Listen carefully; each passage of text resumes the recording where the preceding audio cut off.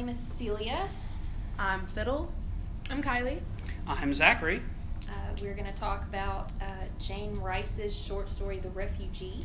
A tale of occupation, rationing, werewolves, and cannibalism?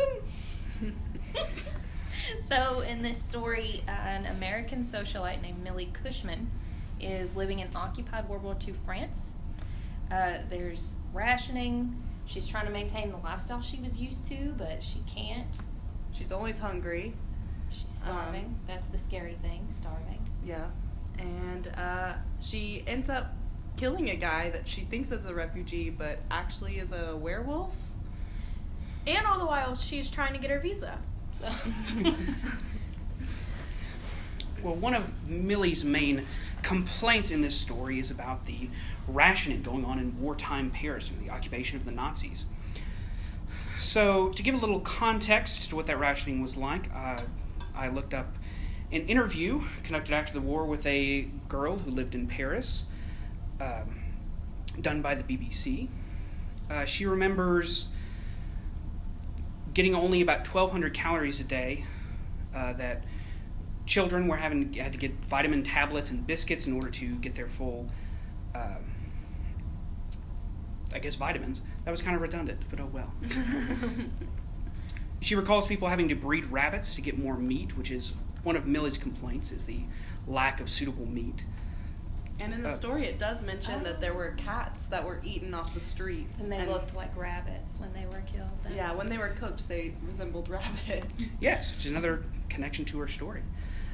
Interestingly, Millie mentions that one of her biggest sellers on the black market is liqueur-filled chocolates. But this interview with this girl said that actually every man, woman, and child in France received wine and tobacco supplements regularly. So it wasn't that hard to come by, really. Right, so alcohol was actually not as hard to come by as you might think. Chocolate might have been. Chocolate might have been, that's true. And a number quoted there was that possibly 1/3 of all French produce went to the German war effort. So that's why she's talking about limp lettuce and just bad produce throughout. She can't get a decent salad. Yeah, correct. More salad days. Seriously. So hard to diet. No, it's easy to diet when you're only allowed 1,200 calories a day. But just another one from a translation from what appears to be a French history textbook. Just give some context on the price of stuff in the black market. It could be regular prices of the ration food compared to black market prices. Black market prices were, of course, much inflated. Could range anything from beef being 2 times to 3.5 times as expensive on the black market as regular rationing, up to something like cooking oil, which was 20 times as expensive on the black market as it was regular rationing food. So, and these wartime rationings were things that were happening worldwide, in America, in Britain, and Jane Rice was probably extrapolating her experiences onto those of someone living in wartime Paris. This is also, of course, a werewolf story, and there's a long history of French werewolf stories, and French giant wolf stories in general. Probably the most famous is the Beast of Gévaudan, which was reputed to be a giant wolf in 1764 that killed between 100 and 300 people in the rural Gévaudan region of France. The furor over this wolf attack was driven by early mass media. The Faits Divers, which were kind of small town or tracts that talked about small town life that were circulated widely in France. At one point, there were 30,000 volunteers trying to track down this wolf. They brought in the De Neval brothers, who were professional wolf hunters, to go after it. This is a quote from Monsters of the Gévaudan, The Making of a Beast by historian J.M. Smith, as quoted in a Smithsonian article, that the Beast of Gévaudan was given fantastical descriptions and sometimes supernatural abilities in the writings, saying that it could walk on its hind feet, its hide could repel bullets, that it had fire in its eyes, and it came back from the dead more than once. It's interesting that repelled bullets, whereas werewolves are killed by silver bullets, so that's quite an interesting twist. Yes. In fact, in one part I read that I think was mentioned in this article, the De Navals, or one of the guys who reputed to have killed the wolf because it died like twice. It was probably a series of giant wolf attacks, not a single giant wolf. Was reputed to have killed it with a silver bullet. Oh, so that might be where part of that comes from. Yeah, where part of that myth comes from. The interesting thing to note is that at the time this was not considered a werewolf issue. Caroline Oates, in her chapter Metamorphosis and Lycanthropy in Franche Comte, examines real werewolf trials in France. People were put on trial for being werewolves. Being in the werewolves. Same way that you would be put on trial for being a witch. Correct, but that's mostly of a century earlier, mid 1500s to mid 1600s. So by the time of 1764, when the Beast of Gévaudan's running around, they're not considering this a werewolf. But somehow through the tellings, the Beast of Gévaudan gets recast as a werewolf in folklore. I mean, if you type in French werewolf to Google, Beast of Gévaudan is the first result. Well, it's a little bit scarier, isn't it, for it to be not just an animal but a person? Yes. That makes it a much more frightening And thing. this is all to say that the werewolf in France has a long history, and the Beast of Gévaudan is a big figure in French folklore, and it's not absurd to think that Jane Rice might have heard of it, and it may have been the inspiration for a Parisian French setting for her story, The Refugee. There are French werewolf stories that are a little closer to Jane Rice's time too.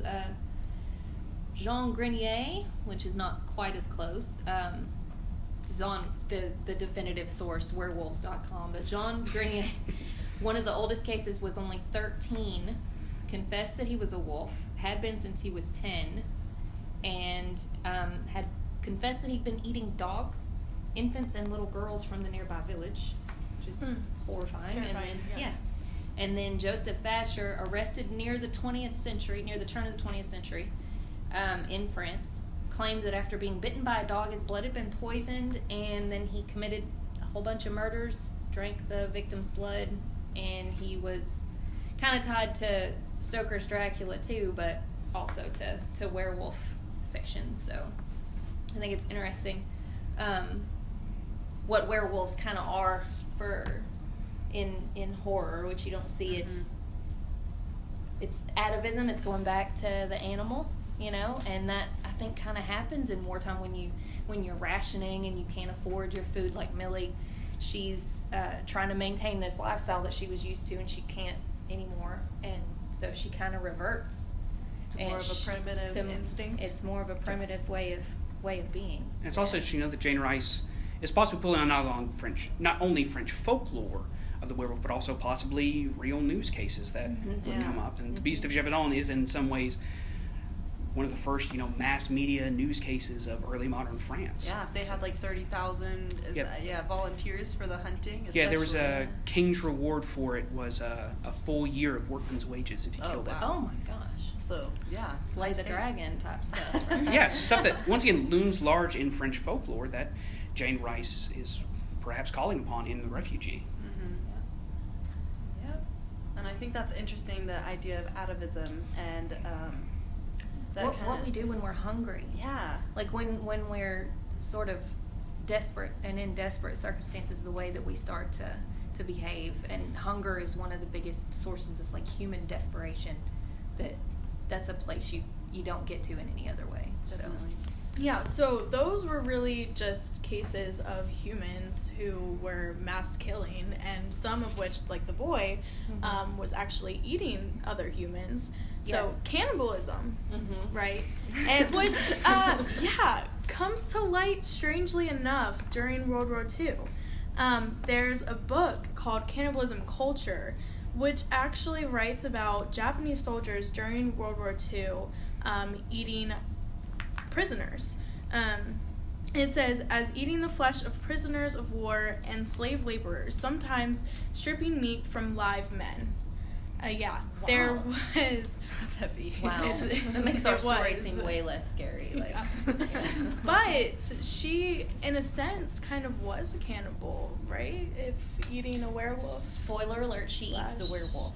Yeah. And the werewolf is eating other people. Yeah, the werewolf is eating other people, for But sure. it is questionable if it's cannibalism or not, because it does say she somehow set this up to where he would turn into a werewolf, or into the wolf, as he was being killed. So typically it mentions that werewolves, when they're killed, turn back in human form, but right before sunset, if a werewolf is killed with a silver bullet, in which in case key charm in this case. in this case, a Bracelet silver chunk of silver, chunk of whatever you got. silver in his throat, killed him right before sunset, so he became a wolf.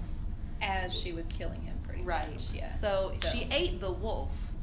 But she didn't do that to get out of any kind of a moral conundrum. I don't think she did that because he would be bigger. Yeah. Because she was more hungry. meat. She was hungry. I mean, it kind Yeah. of comes down to the whole moral issue that you were talking about and these issues of cannibalism during the war. And the fact that she just talks throughout the story consistently that everything is no longer good to her. Like, there's no taste. There's no pink cocktails is her favorite thing to talk about. And the liqueur chocolates. Yeah, Millie's desperate traits may not be as desperate as other people's, but they feel desperate to her. Right. Yeah, because it's a huge, it's Definitely. Same But with in the Alabama. end, Right. they become pretty desperate when having a friend over for dinner takes on a whole nother meaning. And another source by The Guardian has a report from a British medical officer during World War II on cannibalism within the Belsen prison camp near Bremen. And he said, "The prison doctors tell me of cannibalism going on. There was no flesh on the bodies. The liver, kidneys, and heart were knifed out." Well, that's pretty freaky. And so, maybe... So the prisoners were eating each other is what's going on? Yes, you Yeah. said that was in Belsen, correct? Yeah. Bergen-Belsen, that's a concentration camp. Oh. Ooh. Oh. Yeah. Yeah, and so maybe Jane Rice took this and kind of ran with it. All these and kind of ideas. Yeah, Yeah, all these ideas. Yeah, and some of about- these may postdate the actual composition of the story. Right. But this is clearly something that is happening during the war and an idea that's coming up about the war. This is a theme that happens in wartime. Right, that Right. Jane Rice is tapping into with her larger theme of the refugee, of just hunger in general. I mean, And the idea of consumption, which is really interesting, as it seems as if she's not interested in who she thinks is a refugee, which is really the werewolf. She lusts after him, or so it seems in the beginning. You Yeah. think it's lusting, but on first reading. yes, and then it turns out she was looking at him as a source of hunger. So that's really interesting. Don't you have sections on that, or like the... Yeah, so in the end, so throughout she's talking about how she is hungry and there's just no good salad, there's no good potatoes. That is on, she says, she would have to see about it again tomorrow, and the tea supply was disastrously low, and this horrible toast made of horrible bread that was crumbly and dry and tasted of sawdust, and her last bottle of Eau de Cologne practically gone, and she couldn't eat this mess in front of her. But at the end, after she eats this werewolf human thing, she is full. And she says it was extremely handy that she had all her butcher shop background, which she talks about earlier, very sexified way, where she talks about meat, which is kind of foreshadowing. But she says, and with Maria gone, she could have Lupus all to herself, down to the last delicious morsel. And that's how she ends the story. And it's like finally the satisfaction that comes upon her when she's finally full. She's had this delicious meal, which is a human which she had been longing for all the while. Yeah, I think that's always really interesting, and especially because, as we said, like, she's so hungry, and as we mentioned before, like, there's no cats on the street anymore. There aren't any more animals, and I think Zach had mentioned before, I think at some other point, that in World War II, people were forced to eat their pets in a lot of different situations. That was actually Dr. Marston in class. Ah, interesting. All right, love it. I just love that idea that, I mean, all these other things are consumed, so she sees this last animalistic thing that she decides to just take advantage of and eat. Yes, and in the story it does talk about the cats too. Right. Yeah, the cat. With her metaphor of the, in the beginning of the story of Paris as a cat, but Right. then noting that all the cats are actually gone because people have eaten them. Right. And I mean, she says in the story, it says on page 53 of this book by Peter Straub, or anthology rather. She says, a chance like this might not come her way for many another moon. So she knows what's going on, and I think it's so interesting because she looks at everything like a game. And I loved Millie because she's such an interesting character.